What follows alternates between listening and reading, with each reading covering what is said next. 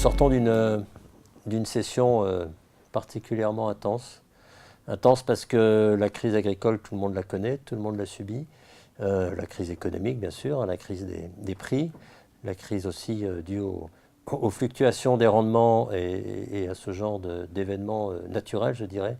Mais aussi de plus en plus, malheureusement, la crise due à des décisions politiques particulièrement hasardeuses, surtout depuis quelques semaines, qui mettent à mal l'ensemble des filières aujourd'hui. Les revenus, ça a été signalé ce matin par la MSA, près de 60% des agriculteurs de Picardie gagnent moins de 4 300 euros par mois. C'est quand même quelque chose d'assez exceptionnel et d'assez rare. La moyenne est autour de 1 400 euros bruts par mois pour les exploitants de la Picardie. Je ne parle pas de la ferme France, je parle de la Picardie. Donc ça montre bien que nous sommes dans une période très compliquée au niveau économique. Et malheureusement, c'est ce qu'on a bien dit ce matin, l'ensemble des décisions qui commencent à être prises par le nouveau gouvernement, au lieu de nous accompagner, comme avait promis le président, ont plutôt tendance à nous, à nous enterrer quelque part, à aggraver les choses. Que ce soit au niveau des outils que l'on peut utiliser, notamment des glyphosates, mais c'est un simple exemple. Il n'y a pas que le glyphosate, mais on nous pénalise sur des normes de plus en plus lourdes, de plus en plus complexes. À côté de ça, on impose à l'agriculture de rentrer dans des systèmes très libéraux. Je pense notamment à l'accord du CETA avec le Canada, qui va permettre au Canada d'exporter beaucoup de production agricole en Europe avec des normes qui ne sont pas du tout les mêmes. Aux côtés de l'élevage, nous avons les hormones, nous avons l'antibiotique, nous avons toutes les substances de croissance. Côté phyto, il y a 26 molécules déjà interdites au Canada, interdites en France par rapport au Canada, ce qui fait que les Canadiens vont pouvoir exporter chez nous de l'alimentation avec des systèmes, avec des cahiers des charges qui n'ont rien à voir par rapport aux nôtres. Alors bien sûr, il y a le côté environnement, je suis d'accord, mais il y a surtout le côté économique, parce que ces molécules ou ces méthodes pour l'élevage permettent de pouvoir avoir des prix de revient beaucoup plus bas.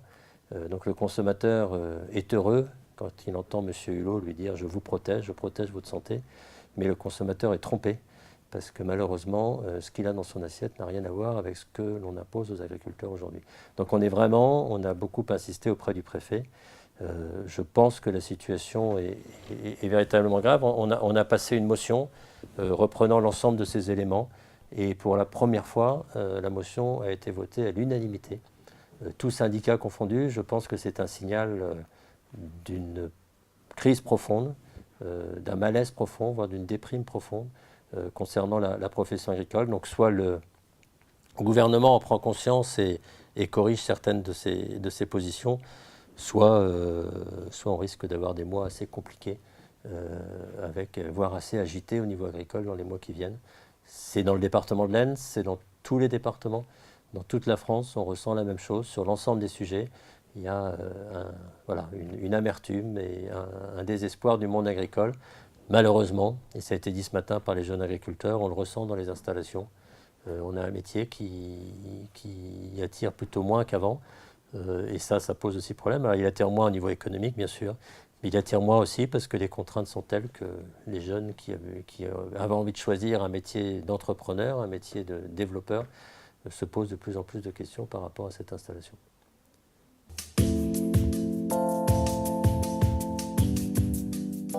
Nous, on joue à côté de ce rôle de porteur d'alerte, je dirais. On joue évidemment notre rôle d'accompagnement des agriculteurs. On a quand même ce matin présenté un certain nombre de choses qui vont dans ce sens-là. Déjà, accompagner les agriculteurs pour défendre un certain nombre de dossiers auprès de l'administration locale. Et là, ça se passe mieux, il faut le dire, que par rapport à l'administration nationale. Mais aussi d'apporter des solutions pour les agriculteurs pour s'adapter, notamment par rapport aux évolutions climatiques, par rapport aux évolutions des marchés, il faut en tenir compte, par rapport à un certain nombre de choses, a été se présenter ce matin, notamment ce qui est fait au niveau de l'élevage, avec la mise en place de groupes d'agriculteurs, parce que le travail en groupe est souvent très valorisant au niveau des idées, au niveau des solutions. Donc on a montré ce matin ce que pouvait apporter justement la Chambre en matière de groupe, en matière de réflexion commune, d'échange entre éleveurs, de solutions, mais aussi avec une prospection un peu plus lointaine, un peu plus loin sur l'alimentation, sur un certain nombre de choses, par rapport au changement climatique et à ce dérèglement qui aussi occasionne un certain nombre de problèmes dans nos exploitations. Les agriculteurs doivent faire entendre leur voix par rapport aux décisions nationales, mais ils doivent aussi s'adapter par rapport aux évolutions des marchés, des demandes citoyennes et aussi évidemment du climat ou de l'environnement.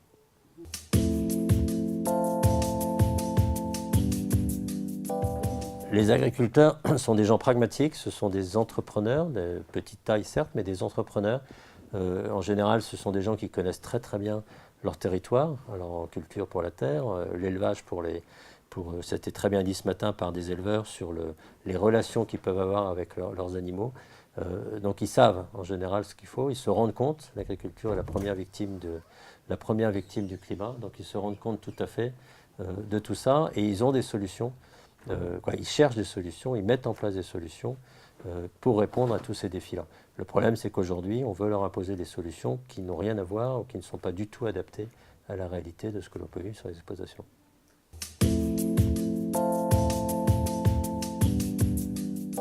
Le gros risque, c'est d'affaiblir l'agriculture française. C'est déjà parti. L'agriculture française perd des parts de marché au niveau mondial tous les ans, donc ça montre bien qu'elle perd. Et voilà, d'un côté, on va perdre la diversité de l'agriculture française, qui est sa force, sa reconnaissance mondiale, parce que forcément, des fermes affaiblies, on va aller vers plus de simplification. Et la France, qui est le seul pays du monde à avoir son alimentation inscrite au patrimoine mondial de l'UNESCO, c'est quand même aberrant de voir qu'on est en train de casser tout ça pour des considérations éthiques, dogmatiques, je ne sais quoi, mais qui fait qu'aujourd'hui, on se trompe complètement de chemin. L'agriculture française est une chance aussi pour les territoires. Les territoires français souffrent de plus en plus. Je pense que malheureusement, les dernières élections présidentielles l'ont bien montré, mais malheureusement, je pensais que les politiques auraient enregistré le signal. On a l'impression que le signal n'est pas enregistré et qu'on est en train encore de séparer la France en deux, entre ceux qui vivent dans les villes et qui ont la chance de pouvoir profiter de toute l'évolution technologique et d'un niveau de vie relativement normal à conséquent, par rapport à tout ce monde qui vit dans le monde rural et qui souffre aujourd'hui de manque d'emploi, de manque de revenus, de manque de développement, de manque de reconnaissance. Et cette fracture entre les deux est en train de s'agrandir. Et l'agriculture était le seul secteur économique qui restait dans les territoires ruraux. Donc si on affaiblit l'agriculture, si on affaiblit son diversité, automatiquement on affaiblira les territoires ruraux.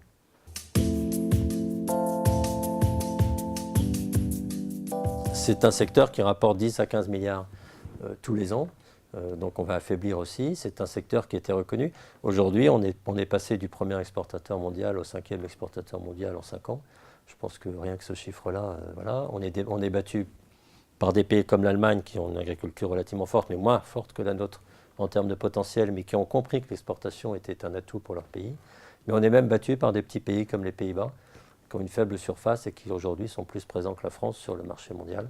On peut se poser quand même de sérieuses questions alors qu'on a soi-disant les meilleurs produits alimentaires, et on les a dans la diversité, dans toutes les régions.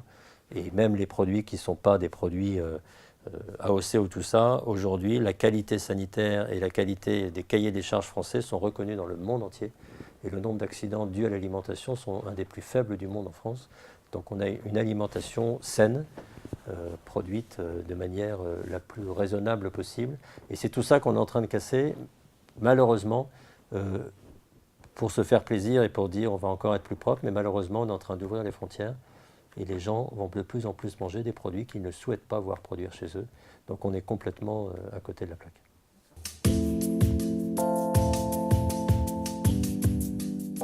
Le principe des États généraux de l'alimentation était très bon.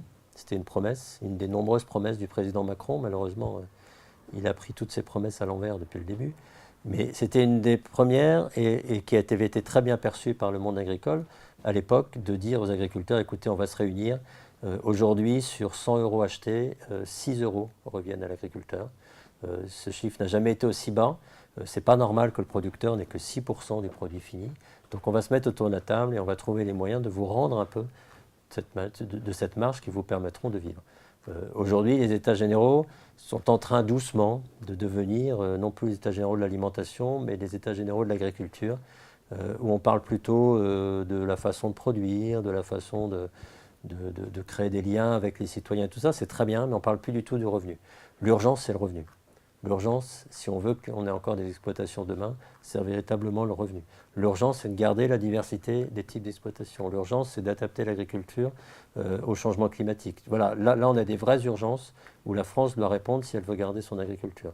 On est reparti dans des débats très urbains sur l'agriculture, mais malheureusement très très loin de la réalité économique. On a un discours du président de la République le 11 octobre.